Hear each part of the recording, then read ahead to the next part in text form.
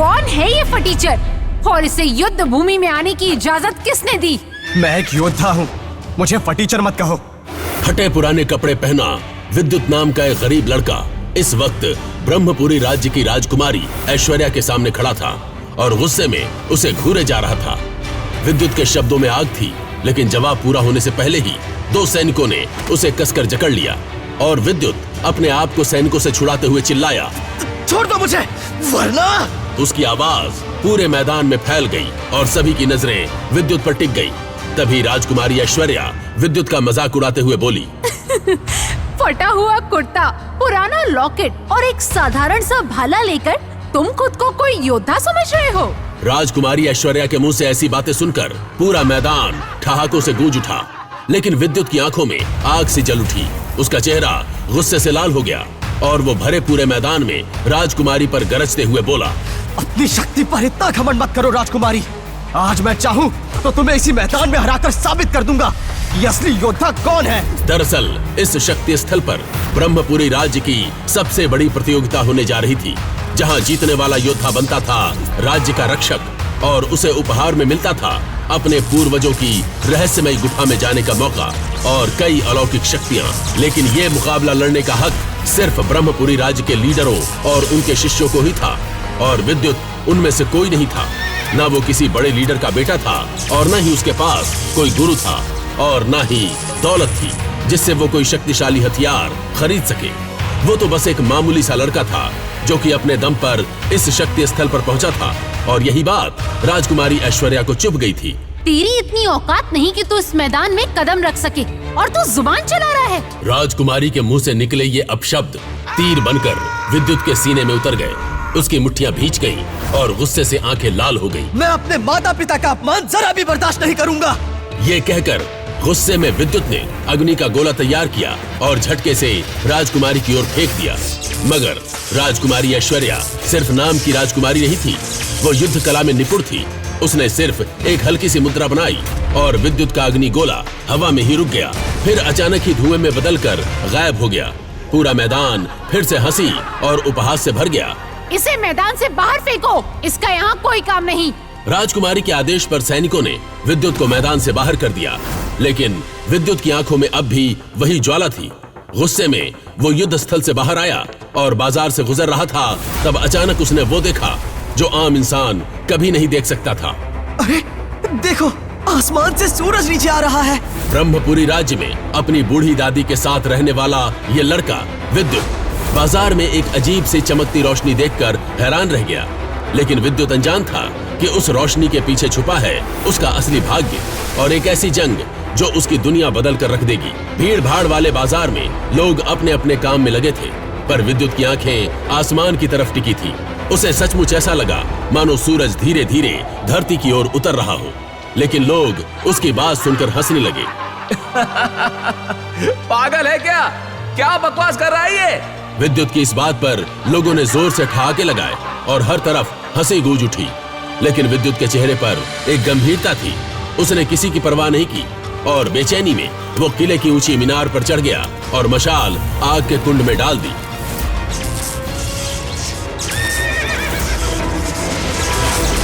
ये देखकर राज्य का रक्षक ऋत्विक वेदा हवा में उड़ते हुए वहां पहुंचा और तभी आसमान में दिखा वो जलता हुआ सूरज जैसा गोला, जो असल में था राज्य का सबसे बूढ़ा और शक्तिशाली योद्धा सिल्वर थामा। ऋत्विक वेदा तुरंत हवा में उड़कर उस जलते गोले को रोकने पहुंचा, जिससे दोनों वीर आमने सामने आ गए। ऋत्विक वेदा ने उसे बचाया और पूछा कि उसके साथ क्या हुआ, तो योद्धा सिल्वर थामा बोला, एक रहस्यमय योद्धा मुझसे मेरा अग्नि ग्रंथ छीनना चाहती थी, पर मैं ये ग्रंथ इसके सच्चे वारिस को ही दूंगा। यही वजह है कि हम दोनों के बीच युद्ध छिड़ गया। तभी अचानक थामा का पीछा करती रहस्यमय योद्धा ने उस पर तीर से वार कर दिया और ग्रंथ थामा के हाथ से फिसलकर नीचे गिर गया और भीड़ में अफरा तफरी मच गई। वेदा ने मौका पाते ही ब्रह्मपुरी राज्य का रक्षा कवच एक्टिवेट कर दिया और थामा को साथ लेकर नीचे उतर आए। कुछ ही देर बाद वो दोनों थामा के ग्रंथ को ढूंढने लगे, लेकिन वो उन्हें कहीं नहीं मिला। इस पर थामा बोला, चिंता मत करो वेदा, अगर कोई आम इंसान इस ग्रंथ को छुएगा तो मुझे तुरंत पता चल जाएगा। इतना कहकर थामा हवा में एक ऊंची छलांग लगाकर आसमान में गायब हो गया। एक रहस्यमयी गुफा में धुंधले से उजाले के बीच बैठा था विद्युत, थामा के अग्नि शक्ति ग्रंथ के साथ, और उसे खोलने की कोशिश कर रहा था, लेकिन डर के मारे उसके हाथ कांप रहे थे और आंखों में ग्रंथ के मिलने की चमक थी। वो अचानक खुशी से बोला, अगर मैंने इसकी सारी शक्ति सीख ली तो युद्ध जीतना मेरे लिए मुश्किल नहीं होगा। शायद राजा मुझे रहस्यमय गुफा में जाने का मौका दे दे, और वही क्या पता मुझे मेरे माता पिता के बारे में कुछ पता चल सके। ये सोचते ही उसके चेहरे पर एक बड़ी सी मुस्कान आ गई, लेकिन अगले ही पल विद्युत को थामा का ख्याल आया और उसका दिल घबरा उठा। लेकिन तभी तेज हवा चलने लगी और विद्युत का लॉकेट चमकने लगा। साथ ही अग्नि शक्ति ग्रंथ से तेज रोशनी निकलकर विद्युत के माथे में समा गई, जिससे वो बेहोश हो गया। कुछ देर बाद विद्युत को होश आया तो उसकी दादी उसे उठाते हुए बोली, कहाँ गायब था? एक बूढ़े आदमी को तू बेहोश पड़ा हुआ मिला। वो बाहर तेरा इंतजार कर रहा है, कहता है तुझे जानता है। दादी के ये कहते ही विद्युत ने उठकर तुरंत अपने कपड़े ठीक किए और झोपड़ी से बाहर निकला। तभी उसकी नजर एक बूढ़े आदमी पर पड़ी। यह बूढ़ा आदमी कोई और नहीं बल्कि खुद थामा था। लेकिन विद्युत थामा को ज्यादा भाव नहीं दे रहा था। उसे तो कैसे भी करके उस युद्ध भूमि में जाना था, क्योंकि उसे लगता है कि शायद इस गुफा में जाने से उसे पता चल जाएगा कि उसके माता पिता कहाँ हैं। थामा ने उसे बताया कि वो विद्युत को जानता है। यह सुनकर विद्युत थोड़ा हैरान हुआ और बोला, मेरे पास आपसे बात करने का समय नहीं है, मुझे युद्ध स्थल जाना है। इतना कहकर विद्युत आगे चलने लगा और वो बूढ़ा थामा भी उसके पीछे पीछे चलने लगा। और चलते चलते विद्युत को अपने पुराने युद्धों की कहानियां, शूरवीरों के किस्से सुनाने लगा। पर विद्युत फिर भी चुप था। उसे इन बातों में कोई रुचि नहीं थी। ये देख उस बूढ़े थामा ने मुस्कुराते हुए विद्युत से पूछा, क्या तुम लड़ना जानते हो? ये सवाल सुनकर विद्युत थोड़ा ठिठक गया। 2 पल सोचा, फिर सीधा जवाब दिया, मैं लड़ना नहीं जानता, बस बचाव करना जानता हूँ। विद्युत की इस बात पर बूढ़ा थामा ठहाका मारकर हंस पड़ा और बोलने लगा, क्या सिर्फ बचाव करके तुम युद्ध जीत लोगे? विद्युत की आंखों में एक गहरी उदासी उतर आई और वो धीमे स्वर में बोला, न मेरे पास इतना धन है कि मैं शक्ति खरीद सकूं, और न ही कोई ऐसा गुरु जो मुझे शक्ति सिखा सके। ये सुनकर बूढ़ा थामा कुछ पल के लिए गंभीर हो गया। फिर चलते चलते अचानक रुक गया और गहरी नजरों से विद्युत की आंखों में झांक कर बोला, अगर तुम अपना लॉकेट निकाल दो तो तुम्हें कोई भी युद्ध में हरा नहीं सकेगा। उस बूढ़े थामा की बात सुनकर विद्युत चौंक गया। उसके मन में सैकड़ों सवाल उठने लगे। मेरा लॉकेट, इसमें ऐसी क्या शक्ति है?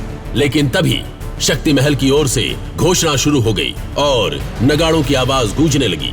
युद्ध आरंभ होने वाला है, सभी योद्धा अपने स्थान ग्रहण करें। विद्युत का दिल अब तेजी से धड़कने लगा। क्या आज उसकी किस्मत बदलने वाली थी? शक्ति महल के विशाल द्वार धीरे धीरे खुलते हैं। भीतर युद्ध की भयंकर तैयारी, बाहर हजारों की भीड़ थी। हर कोई सांस रोककर इस दृश्य को देख रहा था और उन्हीं के बीच तेज कदमों से चलता हुआ विद्युत अंदर आया और उसके साथ थे रहस्यमय योद्धा सिल्वर थामा। तैयार रहो विद्युत, ये सिर्फ युद्ध नहीं, तुम्हारी पहचान की पहली परीक्षा है। जैसे ही विद्युत शक्ति महल के भीतर पहुंचा, भीड़ में से तेजस नाम का एक लड़का निकला, जो कि राज्य के लीडर विराट का घमंडी बेटा था। वो विद्युत का रास्ता रोकते हुए बोला, जरा देखो तो, ये फटीचर भी आज युद्ध लड़ने आया है। तेजस ने विद्युत को धक्का देते हुए कहा। भीड़ अचानक चुप हो गई। सबकी नजर विद्युत पर टिकी हुई थी। विद्युत ने भी करारा जवाब दिया, कपड़े फटे हैं, हौसले नहीं, संभल कर बात करना सीखो। इस बात से तेजस गुस्से से कांप उठा और फिर दोनों के बीच मुकाबला शुरू हो गया। एक तरफ तेजस ने ताबड़तोड़ हमला करना शुरू कर दिया, वहीं विद्युत ने हर बार चतुराई से बचाव किया। उसे युद्ध की तकनीक नहीं आती थी, लेकिन बचना वो अच्छे से जानता था। फिर अचानक विद्युत ने जमीन पर जोर से पैर पटका, धूल का बवंडर उठा और तेजस कई फीट हवा में उड़कर धड़ाम से दूर जा गिरा। लेकिन लड़ाई अभी खत्म नहीं हुई थी। तेजस तिलमिला उठा। उसने अपनी पूरी शक्ति से एक विशाल आग से भरा शक्ति गोला विद्युत की ओर फेंका। थामा जोर से चिल्लाया, विद्युत, अभी अपना लॉकेट निकालो। लेकिन विद्युत कुछ समझ पाता उससे पहले ही पूरा इलाका राख में बदल गया। हजारों की चीखें गूंजने लगी। पर चमत्कार ये था, धुएं के बीच एक आकृति अभी भी खड़ी थी। जैसे ही धुआं छटा, भीड़ दंग रह गई। विद्युत अब भी वही था। उसकी आंखों में तेज चमक, हाथों में वो जलता हुआ लॉकेट था। वहीं दूर खड़ा वो बूढ़ा थामा अपने मन ही मन में बोला, अगर मैं कहूं कि ये लॉकेट तुम्हारे असली अतीत से जुड़ा है, तो क्या तुम जानना चाहोगे कि तुम असल में कौन हो? तो असल में कौन है विद्युत? वहीं दूसरी ओर विद्युत के हाथों अपनी बेइज्जती होते देख तेजस को गुस्सा आ गया और उसने इशारा किया। तुरंत 2 और योद्धा आगे बढ़ाए। स्थिति बिगड़ते देख श्रीमान थामा ने गंभीर आवाज में कहा, लड़के, तुम्हें नहीं लगता कि तुम पहले ही हार चुके हो? अगर अपनी सलामती चाहते हो तो चुपचाप इस लड़के से दूर चले जाओ, वरना मुझे तुम्हें सबक सिखाने से कोई फर्क नहीं पड़ेगा। उनकी आवाज इतनी भयानक थी कि वहां मौजूद सभी में खौफ नजर आने लगा। स्थिति को संभालने के लिए शक्ति स्थल की देख रेख कर रहे योद्धा बाहर आए। उनमें से एक, जिसके सीने पर 2 सितारे थे, आगे बढ़ा और गंभीर स्वर में बोला, श्रीमान, कृपया शांत हो जाएं। मैं शक्ति स्थल के बाहरी दस्ते का कमांडर विजय हूं। कमांडर विजय को अपनी शक्ति से यह आभास हो गया था कि सामने खड़ा इंसान उससे कहीं अधिक ताकतवर था। विजय को देखकर थामा बोले, तुम्हें बड़ों का आदर करना आता है, लेकिन तुम्हारी शक्तियां मुझे कुछ भी सिखाने योग्य नहीं है। कमांडर विजय ने तेजस और उसके साथियों की ओर घूरकर कहा, अगर तुमने फिर से ऐसी हरकत की तो मैं तुम्हें मुकाबले में भाग ही नहीं लेने दूंगा और भूल जाऊंगा कि तुम किस दल से आते हो। कमांडर की कड़ी नजर से तेजस के पसीने छूटने लगे और वह हड़बड़ाते हुए बोला, आप गलत समझ रहे हैं। लड़ाई पहले इस लड़के और इस बूढ़े ने शुरू की थी। कहते हुए उसने विद्युत और थामा की ओर इशारा किया। विजय तेज आवाज में गरज कर बोला, तुम्हें बड़ों से बात करने की तमीज है या नहीं? ये एक उच्च स्तर के योद्धा हैं। लगता है मुझे लीडर विराट से मिलना होगा तेजस, क्योंकि तुम ऐसे नहीं सुधरोगे। कमांडर के मुंह से अपने पिता विराट का नाम सुनकर तेजस सहम गया और झिझकते हुए माफी मांगने लगा। विजय की नाराजगी के बावजूद उसने थामा से माफी मांगी और फिर विजय की ओर विनम्रता से देखने लगा। विजय ने कहा, अपने गुरु का पत्र लाओ और कल शक्ति स्थल में आना। तेजस ने पत्र सौंप दिया और विजय भीड़ की ओर मुड़ा और गंभीरता से बोला, मुकाबले में भाग लेने का समय समाप्त हो चुका है। जो बचे हैं वे 6 माह की प्रतीक्षा करें, निराश न हो। कमांडर विजय की बात सुनकर सभी योद्धा निराश होकर वापस लौटने लगे। तभी विद्युत ने गंभीर स्वर में विजय से कहा, कमांडर विजय, नमस्कार। मैं भी इस मुकाबले में भाग लेना चाहता हूं, कृपया मेरा नाम भी लिख लें। विजय ने एक पल के लिए थामा की ओर देखा और कहा, लाओ अपना पत्र दिखाओ। विद्युत एक पल के लिए हैरान हो गया और बोला, मेरा कोई गुरु नहीं है। विद्युत की बात सुनकर कमांडर विजय ने गहरी सोच में पड़ते हुए कहा, मुझे माफ करना विद्युत, राजघराने के हालिया हमले के कारण एक नया नियम बना है कि बिना गुरु के पत्र के मुकाबले में भाग नहीं लिया जा सकता।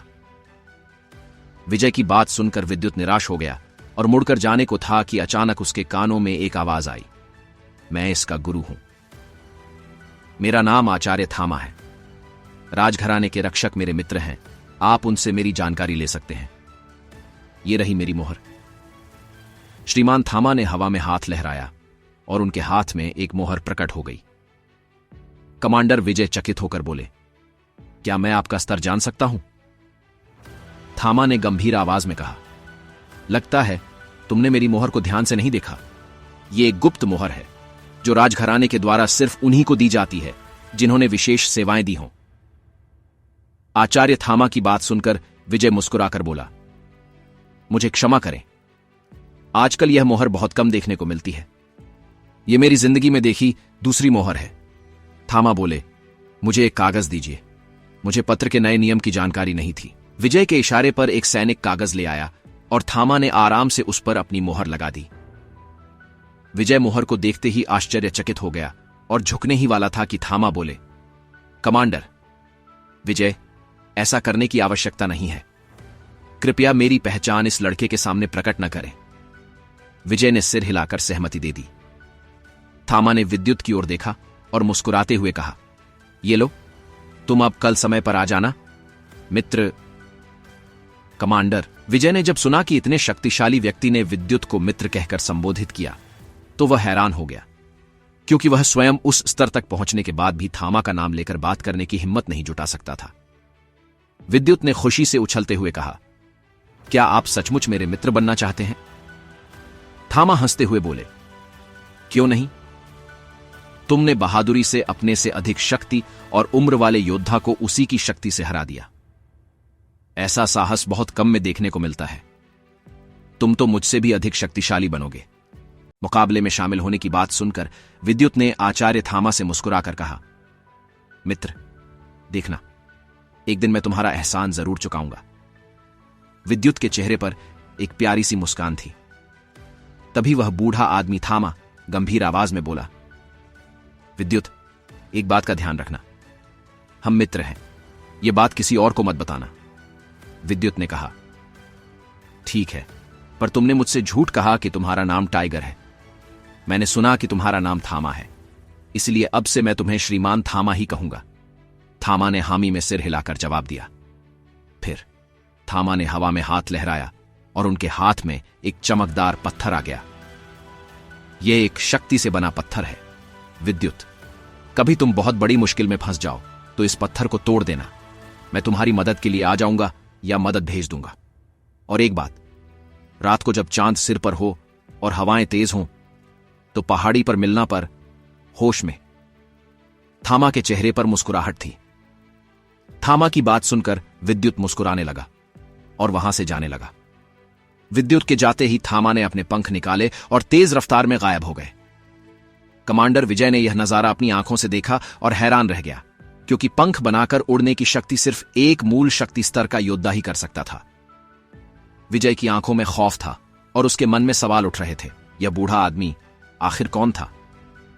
दुदुसी के राज्य के रक्षक और थामा की लड़ाई के दौरान उसकी शक्ति की वजह से कोई उसका चेहरा नहीं देख पाया था, इसलिए आज तक कोई नहीं जानता था कि उस दिन वह योद्धा कौन था।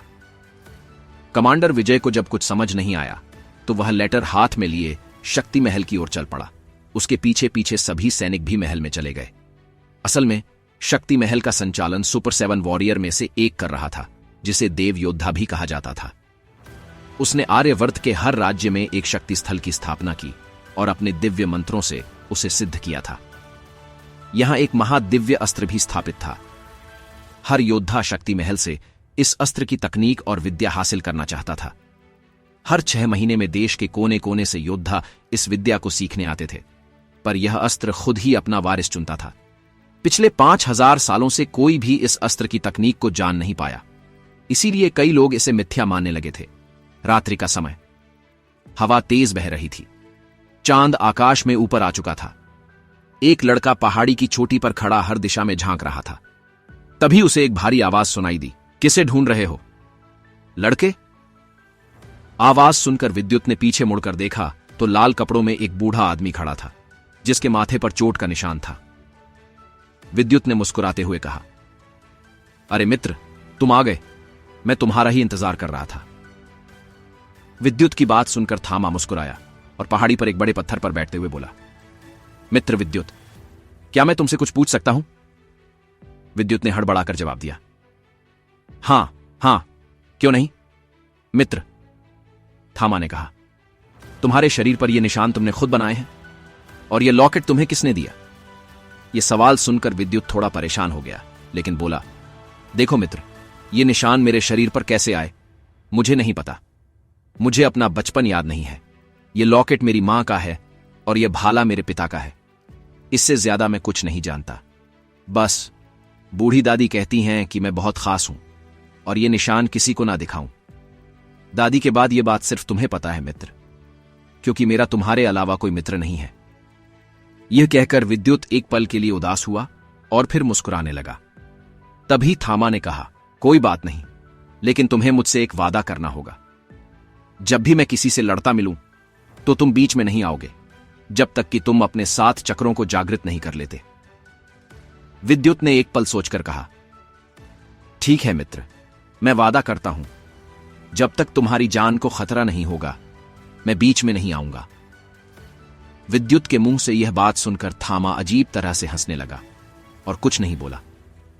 कुछ पलों के बाद थामा बोला, देखो मित्र विद्युत, कल जो मुकाबला होने वाला है उसमें 1000 से अधिक योद्धा भाग लेंगे। इसमें 15 से 18 साल तक के योद्धा शामिल हैं। कुछ ऐसे हैं जिन्होंने अपना पहला चक्र जागृत कर लिया है और कुछ ऐसे हैं जो दूसरा चक्र जागृत करने वाले हैं। तो अगर तुम्हें जीतना है तो तुम्हें अपना पहला चक्र जागृत करना होगा। इसलिए जब तुम मुकाबले में हिस्सा लोगे तो अपना लॉकेट उतारकर लड़ोगे। थामा की बात सुनकर विद्युत चौंक गया और उसकी आंखें बड़ी हो गईं। उसने तुरंत चौंकते हुए कहा, यह लॉकेट मेरी रक्षा के लिए है। थामा विद्युत की बात सुनकर गंभीर हुआ और बोला, विद्युत, तुम समझ नहीं रहे हो। यह लॉकेट तुम्हारी शक्तियों को दबाकर रखता है। अगर तुमने इसे उतार दिया तो तुम्हारी शक्ति आजाद हो जाएगी और मैं तुम्हें उन्हें काबू करने में मदद कर पाऊंगा। विद्युत के चेहरे पर हल्की परेशानी देख आचार्य थामा गंभीर आवाज में बोले, देखो, मैं यह जानता हूं कि मेरा अग्नि शक्ति ग्रंथ तुम्हारे पास है। मैं उसे तुमसे वापस नहीं लूंगा। मैंने वह ग्रंथ अपने शिष्य के लिए ही बनाया था। आचार्य थामा के मुंह से अग्नि शक्ति ग्रंथ का नाम सुनकर विद्युत के चेहरे पर घबराहट और उसकी आंखों में खौफ नर आने लगा। वह हड़बड़ाकर अपने कदम पीछे करने लगा। विद्युत के चेहरे पर खौफ देखकर आचार्य थामा गंभीर आवाज में बोले, देखो विद्युत, डरो मत। मैंने आज ही तुम्हें अपना शिष्य बनाया है और तुम्हारे लेटर पर अपनी गुरु की मोहर भी लगाई है। क्या तुम्हें अब भी लगता है कि मैं तुम्हें कोई नुकसान पहुंचाऊंगा? मैंने तुम्हें अपना शिष्य मान लिया है, इसलिए तुम उस ग्रंथ को अपने पास रखो। मुझे कोई ऐतराज नहीं है। उसमें रफ्तार और बचाव की तकनीक है और उसके दूसरे हिस्से में हमले की तकनीकें हैं जो मेरे पास हैं। आचार्य थामा ने विद्युत को दिखाते हुए कहा, और जब विद्युत ने उनके हाथ में ग्रंथ का दूसरा हिस्सा देखा तो वह हैरान रह गया। विद्युत की आंखों में हल्की हैरानी देख आचार्य थामा गंभीर आवाज में बोले, देखो, अगर तुम मेरी बात मानोगे तो मैं तुम्हें युद्ध और लड़ाई की वह तकनीक सिखाऊंगा कि तुम एक दिन इस धरती के सर्वश्रेष्ठ ब्रह्म योद्धा बनोगे। तुम्हारा मुकाबला वे सुपर 7 योद्धा भी नहीं कर पाएंगे जिनका नाम इस दुनिया में फैला हुआ है। आगे का फैसला तुम्हारा है। आचार्य थामा महसूस कर रहे थे कि उनकी बात सुनकर विद्युत की आंखों में चमक आ गई थी और वे समझ गए थे कि यही सही वक्त है।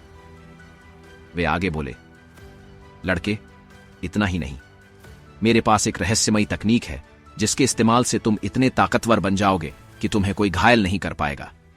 लेकिन उसके लिए तुम्हें अपने 3 चक्रों को जागृत करना होगा और मूल तात्विक शक्तियों को हासिल कर उन पर काबू पाना होगा। आज मैं तुम्हारे पहले मूलाधार चक्र को जागृत करने में मदद करूंगा। यह कहते हुए आचार्य थामा ने एक गहरी सांस ली। वे समझ चुके थे कि विद्युत को मनाना बहुत मुश्किल है। आचार्य थामा की बात सुनकर विद्युत खुश होकर बोला, क्या सच में आप मेरे चक्र को जागृत करने में मदद करेंगे? आप सच में मुझे वह तकनीक सिखाएंगे? विद्युत की बात सुनकर आचार्य थामा हंसते हुए बोले, लड़के, ऐसा नहीं है, लेकिन मुझे यह पता है कि वह तकनीक कहां है। मैं तुम्हें वहां लेकर जाऊंगा, पर उसे तुम्हें खुद हासिल करना होगा। आचार्य थामा की बात सुनकर विद्युत का चेहरा उदास हो गया और वह सिर झुकाकर बैठ गया। तभी थामा बोले, इस तरह हार मत मानो। लड़के, इस दुनिया में हर चीज की एक कीमत होती है और बिना कीमत दिए इस दुनिया में कुछ नहीं मिलता है। देखो, तुम कितनी भी मेहनत कर लो, तुम्हारा लॉकेट दिव्य रैंक के तिलिस्मी मणि से बना है। यह शक्ति और ऊर्जा को खींच लेता है, इसलिए तुम्हारे आसपास कोई ऊर्जा नजर नहीं आती। इसलिए मैं चाहता हूं कि जब तुम्हें लगे कि तुम मुकाबला हारने वाले हो तो तुम इस लॉकेट को उतार देना। ज्यादातर योद्धा दूर से मुकाबला करते हैं, इसलिए तुम आराम से यह लॉकेट उतार सकते हो। आचार्य थामा की बात सुनकर विद्युत ने एक पल सोचते हुए हामी में सिर हिला दिया। विद्युत की हामी देखकर आचार्य थामा गंभीर आवाज में बोले, लेकिन तुम्हें एक वादा करना होगा कि जब तक तुम बहुत ताकतवर नहीं हो जाते तब तक तुम किसी के सामने अग्निशक्ति ग्रंथ की तकनीक का इस्तेमाल नहीं करोगे। यह तकनीक बहुत खास है और जिस दिन तुम किसी अग्निमूल तत्व शक्ति को हासिल कर लोगे तब तुम्हें इस तकनीक की ताकत का पता चल जाएगा। आचार्य थामा की हर बात को विद्युत बड़े ध्यान से सुन रहा था। उसने अपने हाथ को अपने भाले से काट दिया। उसके हाथ से रक्त निकल रहा था। विद्युत ने अपना हाथ सामने लाते हुए कहा, मैं विद्युत रघुवंशी इस धरती, आकाश, जल, वायु और अग्नि को साक्षी मानकर वचन देता हूं। जैसे जैसे विद्युत बोल रहा था, आकाश में भयानक बिजली कड़क रही थी। तेज हवाएं चलने लगीं और बारिश होने लगी। आगे की कहानी जानने के लिए देखें अगला एपिसोड सिर्फ पॉकेट एफएम के यूट्यूब चैनल पर और ब्रह्म योद्धा द डिस्ट्रॉयर के सारे एपिसोड्स को सुनने के लिए डिस्क्रिप्शन में दी लिंक से डाउनलोड करें पॉकेट एफएम ऐप।